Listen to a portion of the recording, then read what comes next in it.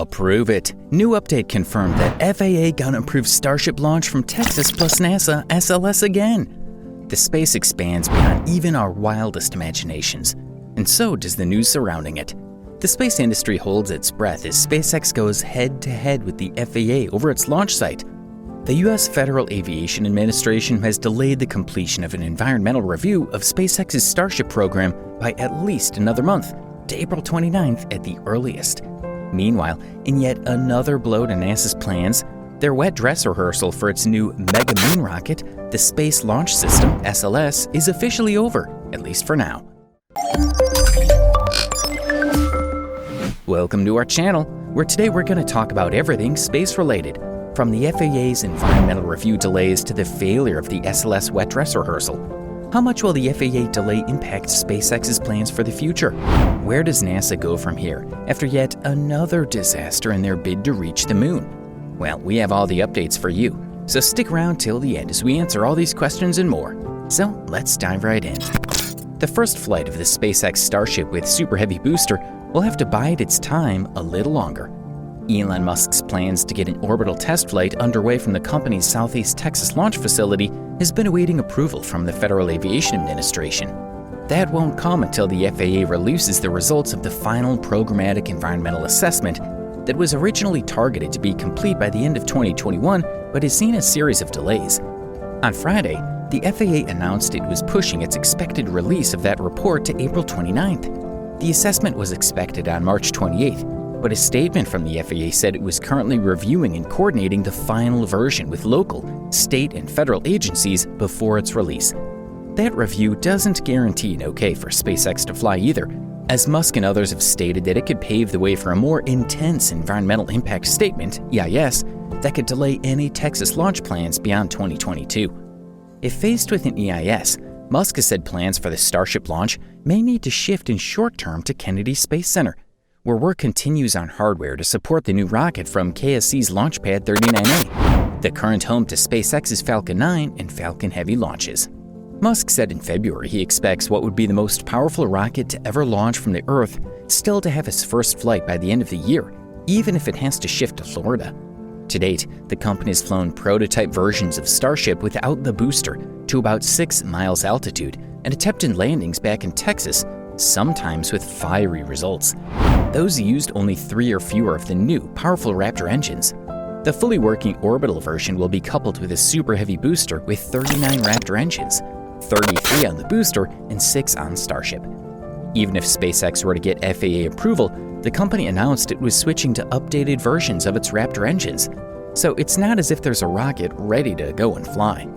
The plan for the next test flight, though, if it were to lift off from Texas, seeks to launch a stacked version of Starship and Super Heavy, have them separate, return the booster to land on a SpaceX vessel 20 miles offshore in the Gulf of Mexico, while Starship achieves an orbit for at least one trip around the Earth and then lands in the Pacific Ocean. But Texas remains SpaceX's preferred location for continued testing of Starship. So, you guys having a good time?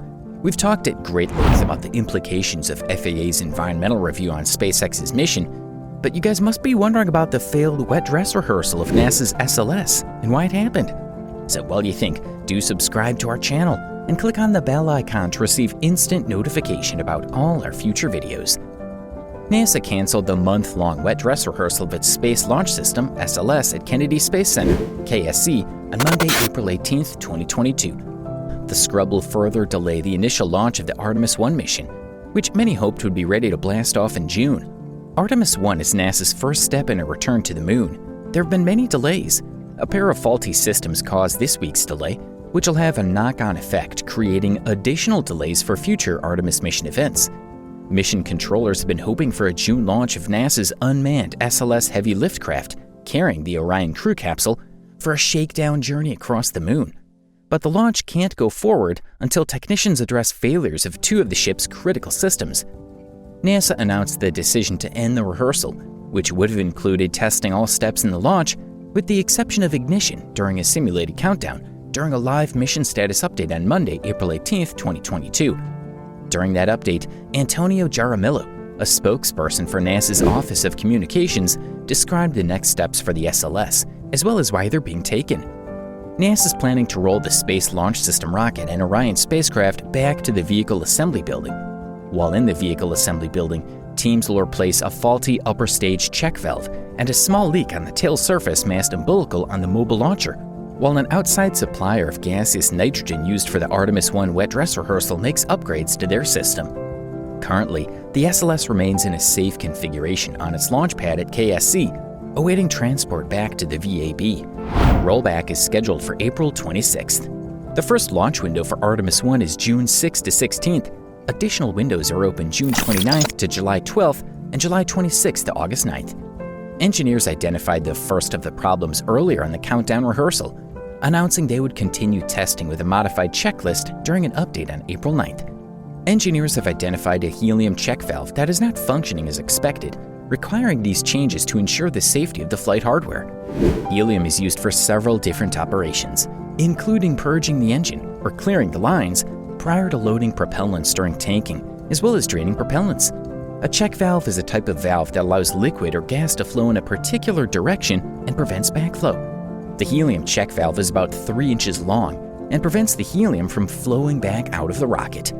During this week's announcement of the rollback, Tom Whitmire, Deputy Associate Administrator for Common Exploration Systems Development at NASA headquarters, was hopeful as he described the difficulties engineers and techs face while they prepare to put the SLS into space for the first time. It's a very delicate dance in order to bring a rocket alive, fuel it up, look at all the pressures, temperatures and valves, the commands we send to the vehicle, and the responses we see back from the vehicle. It's a really complicated thing to do. We're putting the pieces of the puzzle together. I think we figured out a few more pieces on Thursday, but we've got a few more pieces in front of us. A liquid hydrogen leak in the tail service mast umbilical is a challenge still to be addressed.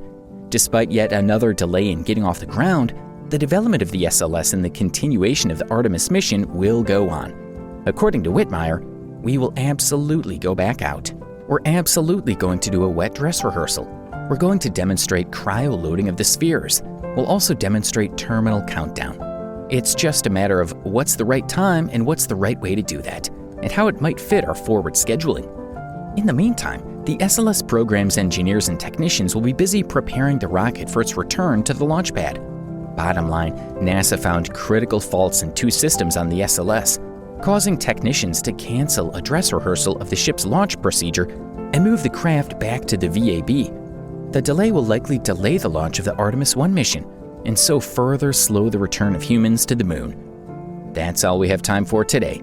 So how long do we have to wait before SpaceX finally gets the green light from the FAA?